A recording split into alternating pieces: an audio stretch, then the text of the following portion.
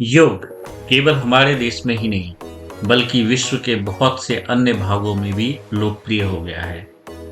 योगाभ्यासों से संपूर्ण स्वास्थ्य का विकास होता है। योग का विशेष रूप से अर्थ शरीर और मन का जुड़ाव है। यह स्वस्थ शरीर और स्वस्थ मन के रख रखाव में योगदान करता है। हमें योगाभ्यास द्वारा स्फूर्ति, संतुलन, समन्वय, सामर्थ्य जैसी क्षमताएं विकसित होती हैं।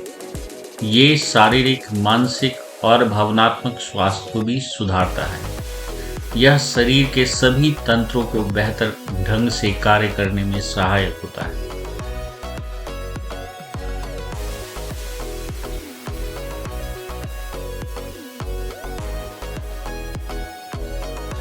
आपने भिन्न आयु वर्ग के लोगों को विविध योग अभ्यास द्वारा आसन और प्राणायाम करते देखा है। योगाभ्यास बच्चों सहित सभी आयु वर्ग के लोगों के लिए लाभकारी है। सबसे ज़्यादा याद करने की बात यह है कि योगाभ्यास करते हुए अभ्यास में नियमितता होनी चाहिए। हमें अभ्यास ईमानदारी और निष्ठा के साथ करना चाहिए। योग मुख्यतः रोग मुक्त और रोगात्मक उपाय के लिए प्रयोग में लाया जाता है। इसे शारीरिक और मानसिक रोगों को बेहतर इलाज करने के लिए भी काम में लाया जाता है। हमें चमत्कारों की अपेक्षा नहीं करनी चाहिए और धैर्य रखना चाहिए। यदि किसी कारणवश अभ्यास बंद हो जाए तो हम प्रारंभिक अभ्यासों से पुनः शुरू कर सकते हैं और धीरे धीरे आगे बढ़ सकते हैं। योगाभ्यास की समयावधि आप पर निर्भर करता है। योगाभ्यास करते हुए पोशाक अच्छी और आहार स्वास्थ्यवर्धक लेना बहुत महत्वपूर्ण है। हमें कम से कम 8 घंटे की गहरी नींद सोना चाहिए। शरीर में अधिक लचीलापन लाने के लिए सूर्य नमस्कार का अभ्यास निरंतर करना चाहिए। वर्तमान समय में हम सभी योग शब्द से भली भांति परिचित हैं।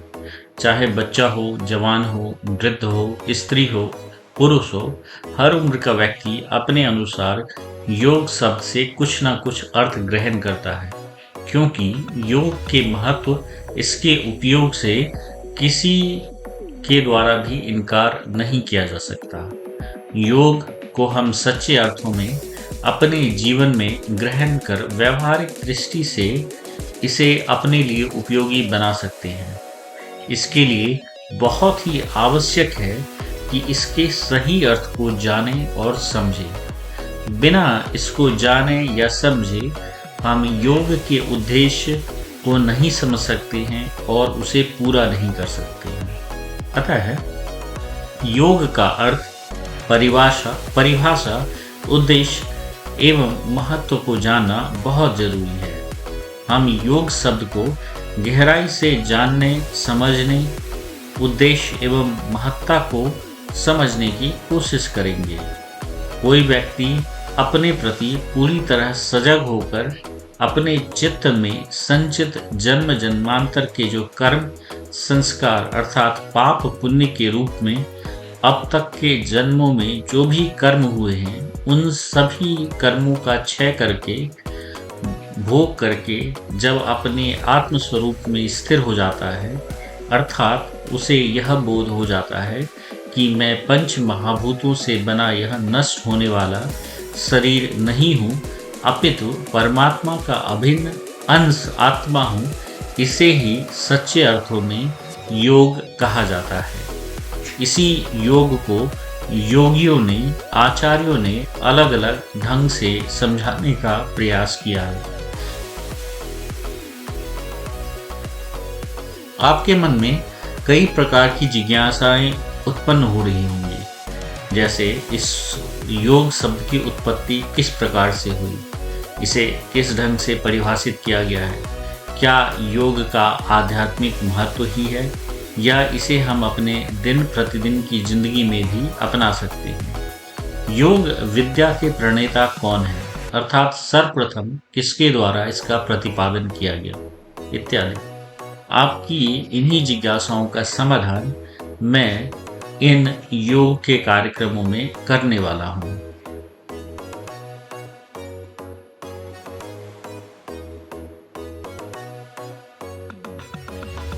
योग शब्द पर विचार करने पर यह तथ्य सामने आता है कि योग शब्द संस्कृत के यज धातु से बना हुआ है, जिसका अर्थ होता है जोड़ना, अर्थात किसी भी वस्तु से अपने को जोड़ना या किसी कार्य में स्वयं को लगाना।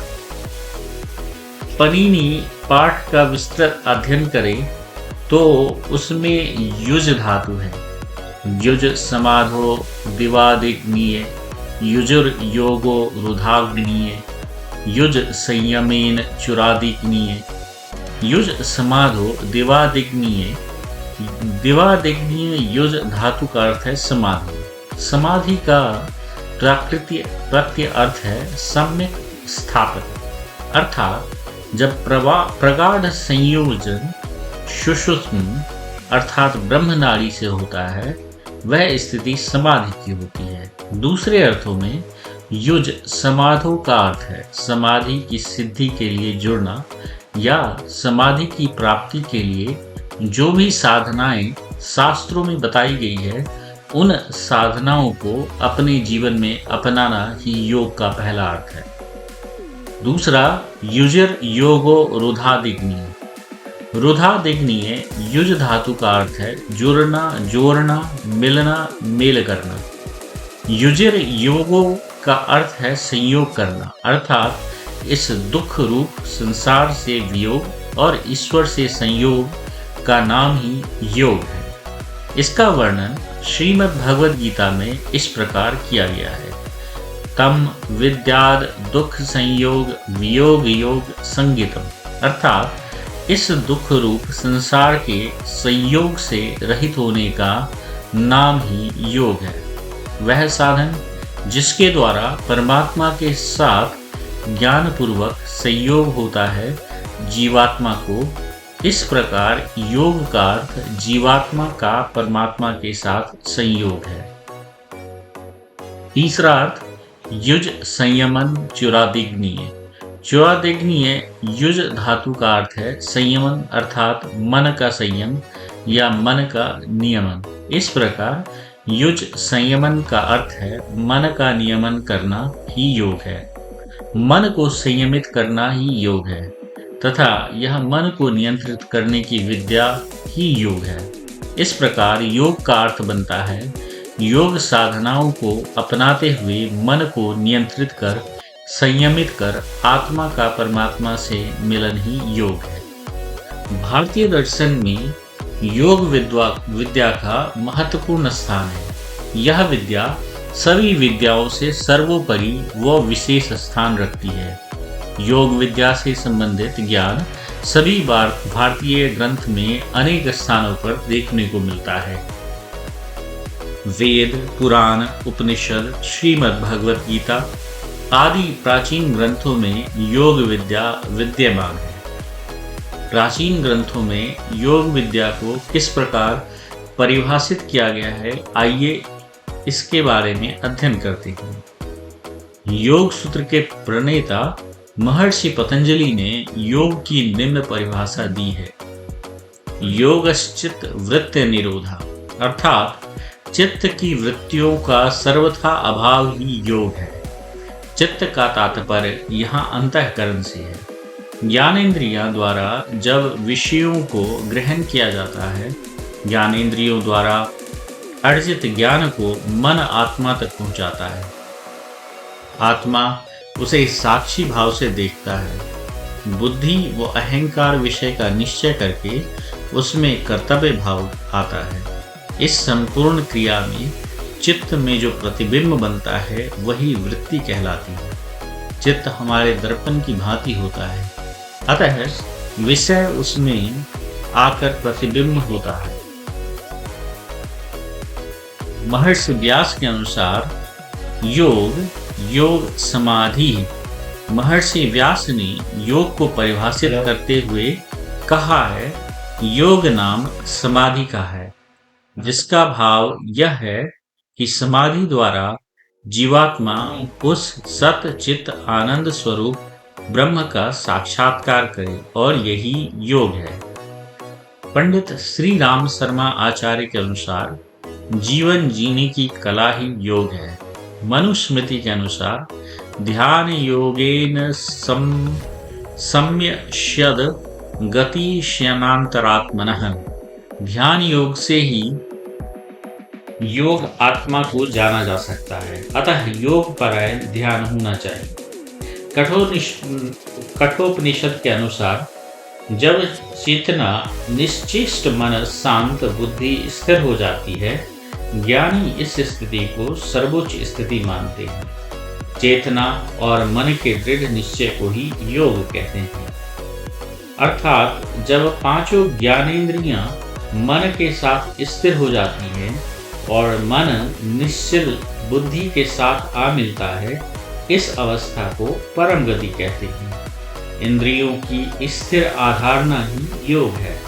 जिसकी इंद्रियां स्थिर हो जाती हैं, उसमें शुभ संस्कारों की उत्पत्ति और अशुभ संस्कारों का नाश होने लगता है। यही अवस्था योग कहलाती है। सांख्य शास्त्र में योग की परिभाषा कुछ इस प्रकार दी गई है। पुरुष प्राकृत्ये त्यजो योगोपि योग इति भिधीयते, अर्थात प्रकृति पुरुष का पृथक्त्व स्थापित कर, अर्थात दोनों का वियोग करके पुरुष के स्वरूप में स्थिर हो जाना योग है। केवल्योपनिषद के अनुसार श्रद्धा भक्ति योगावदेहि, अर्थात श्रद्धा भक्ति और ध्यान के द्वारा आत्मा को जानना ही योग है।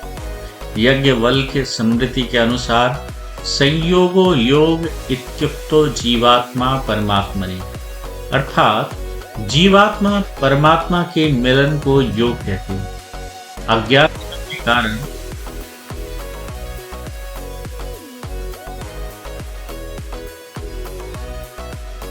यह जीवात्मा संसार चक्र में फंसा रहता है। ज्ञान के उदय होने पर उसका परमात्मा से मिलन हो जाता है। फलस्वरूप उसके सभी दुख समाप्त हो जाते हैं। इस प्रकार आत्मा परमात्मा के मिलन की स्थिति ही योग है। अग्नि पुराण के अनुसार ब्रह्म प्रकाशनम ज्ञानम योगस्थ त्रिचित्तता चित्त वृत्ति निरोधश्च जीवन ब्रह्मात्मनोपरः, अर्थात ज्ञान का प्रकाश पड़ने पर चित्त ब्रह्म में एकाग्र हो जाता है, जिससे जीव का ब्रह्म में मिलन हो जाता है। ब्रह्म में चित्त की यह एकाग्रता ही योग है। स्कंद पुराण के अनुसार जीवात्मा परमार्थोयम विवागः परम तपः सह एव परो योगः समासा कथिस्तत्वतः, अर्थात जीवात्मा व परमात्मा का अलग अलग होना ही दुख का कारण है और इसका अपृथक भाव ही योग है। एकत्व की स्थिति ही योग है। लिंग पुराण के अनुसार योग निरोधो वृत्तिस्तु चित्तस्य द्विज सतत्मा, अर्थात चित्त की सभी वृत्तियों का निरोध हो जाना, उसे पूर्ण समाप्त कर देना ही योग है। उसी से परम गति अर्थात ब्रह्म की प्राप्ति होती है।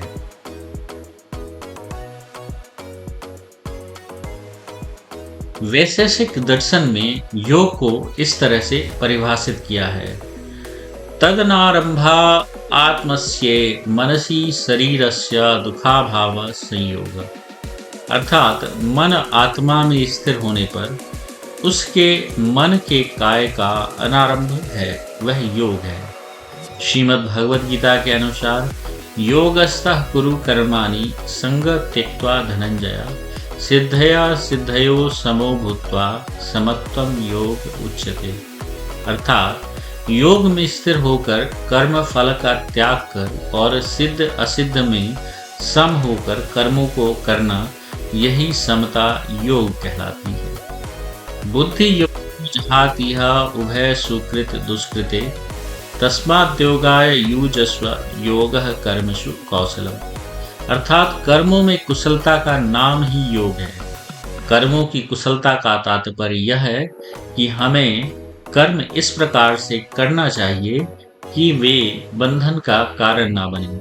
अनासक्त भाव से अपने कर्तव्य कर्मों का निर्वहन करना ही कर्म योग है। तम विद्याय दुख संयोग वियोगम योग संगितम स निश्चयेन योक्तव्यो योगो निर्माण चेतसा। अर्थात उस योग को उत्साह, श्रद्धा, धैर्य से समाहित चित्त से निश्चय पूर्वक करना चाहिए। इस दुख रूप संसार के संयोग से रहित है, वह योग है। महोपनिषद के अनुसार मन के संवेगों पर नियंत्रण ही योग है।